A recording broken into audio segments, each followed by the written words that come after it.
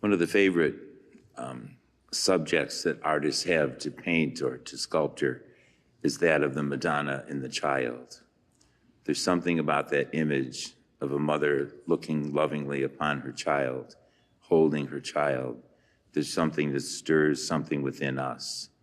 It's the gift of new life and how beautiful a scene it is.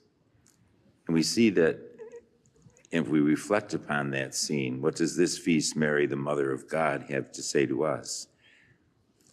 When you think about it, we all have the same common origin. Each and every one of us were conceived in the womb of our mother. And there for 9 months, we were fed, we were supported, we were nurtured until we were able to emerge from the womb and be born. And even when we emerge from that womb, our mother is still there for us, to hold us, to feed us, to care for us, and to keep us safe. And that's something that's common to every single one of us.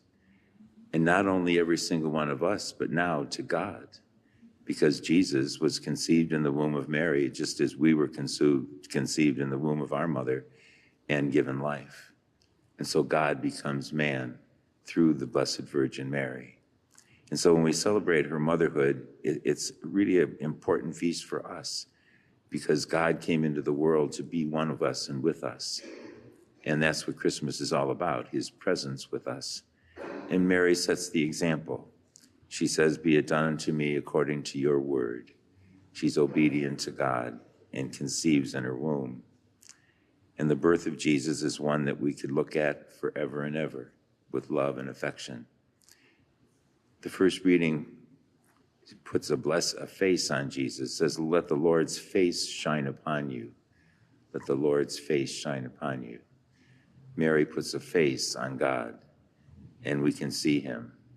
Seeing someone face to face is so very important. We can have a conversation over the telephone or over a computer, but it's not the same as when we meet face to face. When we encounter someone, we can experience what they look like, what they're feeling, what they're experiencing, what their emotions are. All those things can't be given to us electronically. The face-to-face encounter is so important. And so through Mary now, we have a face-to-face encounter with Christ. He's personally there for each of us. The Angelus bell, every day at noon and at 6 o'clock, the Angelus bell rings here in our church. It started way back in Ireland many years ago. And the Angelus prayer was prayed at 6 in the morning. We don't let it ring at 6 because the neighbors would complain about waking them up. But we do let it ring at noon and 6. And what it is in Ireland, it developed into being put on the radio and on television ultimately. So that every day in those public networks at noon, there's a pause for prayer. And it's the Angelus prayer. When television came into being, they put the image of the Blessed Mother and the child on the television long enough for the people to pray the Angelus. "Behold the handmaid of the Lord, be it done unto me according to your word," one of the lines in the Angelus. And so what it did was it gives people an opportunity to stop and pray several times a day. Wouldn't that be wonderful in our country if that was still doing it in Ireland, although I hear that there's people fighting it, of course, who want to take it off or say it's old-fashioned or it's too religious. But their voices are not being heard by the television networks, thank goodness. And I think it's still there. And so what it does is, in what they do on the TV, they show not just the picture of the Blessed Mother and the child, but they show scenes from all over Ireland. The waters, the lakes, the trees, the hills, the farmlands, pictures of children, pictures of old people and young people.